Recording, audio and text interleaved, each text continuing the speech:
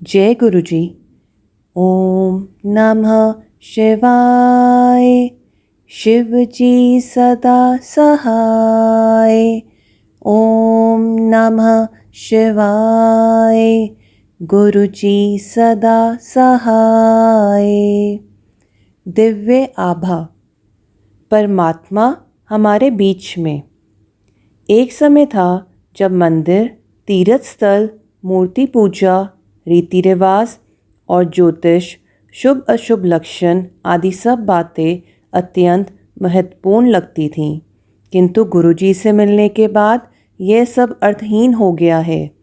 अपने अनुभवों का वर्णन करने से पूर्व मैं सबको बताना चाहती हूँ कि गुरुजी के यहाँ होने से हम सब कितने अनुग्रहित हैं। गुरुजी कोई जादूगर, पुरोहित या स्वामी नहीं हैं। वे तो साक्षात परमेश्वर हैं, जो हमारे बीच में ही बैठकर हमारे जीवन को सरल और मधुर बना रहे हैं। मेरे अनुभव इसे विश्वास और आस्था को सुदृढ़ कर रहे हैं। भक्त के रूप में उनसे मिलने के पहले दिन ही गुरुजी में मेरी श्रद्धा जागृत हो गई थी। उनके आशीर्वाद से ही नवंबर 2000 में मेरा परिग्रहण हुआ। विवाह के कुछ दिन बाद ही गुरुजी मुझसे कहने लगे कि वह मुझे पुत्र देंगे। गुरुजी की इस पुनरोक्ति एक मुंडा ले ले, पर मेरे पति और मैंने कभी अधिक ध्यान नहीं दिया। किंतु नवंबर 2000 से जुलाई 2003 तक वे यही दोहराते रहे।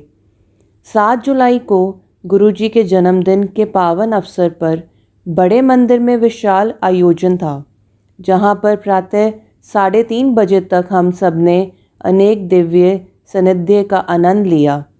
इसी समय गुरुजी ने मुझे बुलाया और कहा कि उन्होंने मुझे और मेरे पति को आशीष दिया है। हमने उनसे अनुमति ली और चल पड़े। पुनः इस बात पर कोई विशेष ध्यान नहीं दिया। एक सप्ताह के पश्चात 13 जुलाई 2003 को गुरु पूर्णिमा के अवसर पर मैं अपनी सास के साथ गुरुजी के दर्शन के लिए गई थी। गुरुजी कभी किसी से कोई गोपनीयता नहीं रखते। वे प्रत्येक से ऐसे बात करते हैं कि आसपास के लोग पूरा वार्तालाप सुन सकते हैं। परंतु उस दिन जब मैंने उनसे आज्ञा लेने के लिए उनके चरण स्पर्श किए, उन्होंने मुझे पास आने का इशारा किया और धीरे से बोले कि मैं गर्भवती हूँ, पर यह बात किसी को ना बताऊं। किंतु मैंने इस कथन की अवहेलना करी। मैंने यह समाचार अपने पति को दिया। उन्होंने इसे अनसुना कर दिया और बोले कि मैं गुरुजी पर कुछ अधिक ही विश्वास करती हूँ। तत्पश्चात गर्भ परीक्षण का निर्णय आने पर मैंने प्रतीक्षा करी। 1 अगस्त को मेरे गर्भवती होने का परिणाम आया और गुरुजी की बात सत्य सिद्ध हुई। विचारणीय है कि मनुष्य होने के कारण हम अपना संयम खो बैठते हैं और स्वयं अपनी नज़रों में गिर जाते हैं। गुरुजी से कुछ आशा कर तुरंत उसकी पूर्ति होने की आकांक्षा करते हैं। परंतु मेरी स्थिति देखिए, 3 लंबे वर्षों तक गुरुजी मुझे संतान सुख का आशीष दोहराते रहे। इस बीच एक बार भी मैंने यह प्रश्न नहीं किया, ना ही यह बात कभी मन में उभरी कि इतने लंबे अंतराल तक उनकी पुनरोक्ति के बावजूद यह क्यों नहीं हो रहा है। हम केवल रुकावट देख सकते हैं, गुरुजी तो उस रुकावट का समाधान निकालते हैं। वे जानते हैं कि फल प्राप्ति के लिए कब उचित समय है और उसे कैसे पूर्ण किया जाए। किसी भी पुरोहित, सन्यासी या जादूगर में जीवनदान देने की क्षमता नहीं है, किंतु गुरुजी ने यही किया। विश्वास कीजिए कि मुझे पुत्र ही उत्पन्न हुआ।